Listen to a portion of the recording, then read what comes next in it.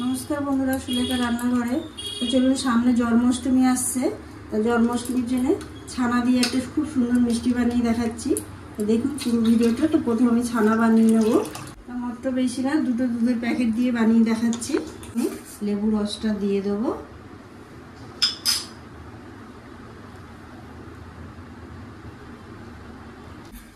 একেবারে দিলাম না, অল্প অল্প করে দেবো লেবু রসটা।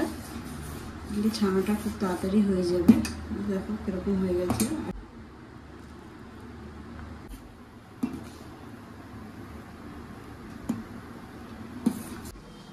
তো ছানাটাকে ধুয়ে ভালো করে জল ঝরিয়ে নিয়েছি।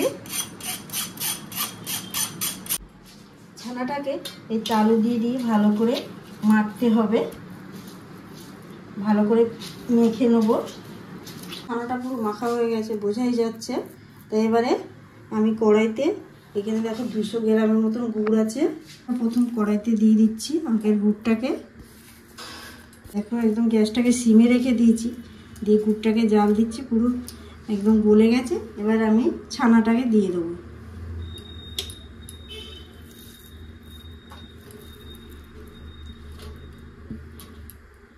দিয়ে গ্যাসটাকে সিমে রেখে ভালো করে এটাকে নাড়তে হবে।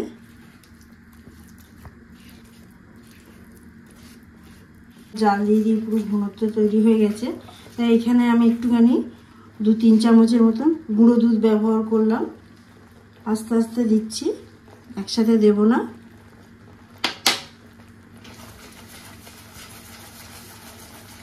দিয়ে এইভাবে নাড়তে হবে।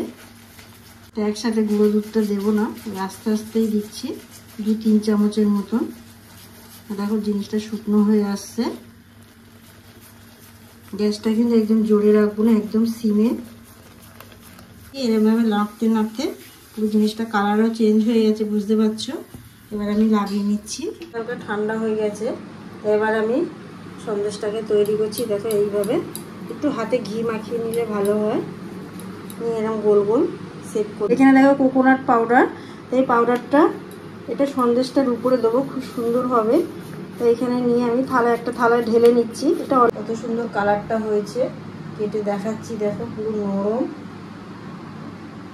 অষ্টমী উপলক্ষে মিষ্টিটা বানিয়ে দেখালাম আপনাদের। রেসিপিটা দেখে যদি ভালো লাগে অবশ্যই আমার চ্যানেলটাকে সাবস্ক্রাইব করুন আর কমেন্ট করে জানান কেমন হলো।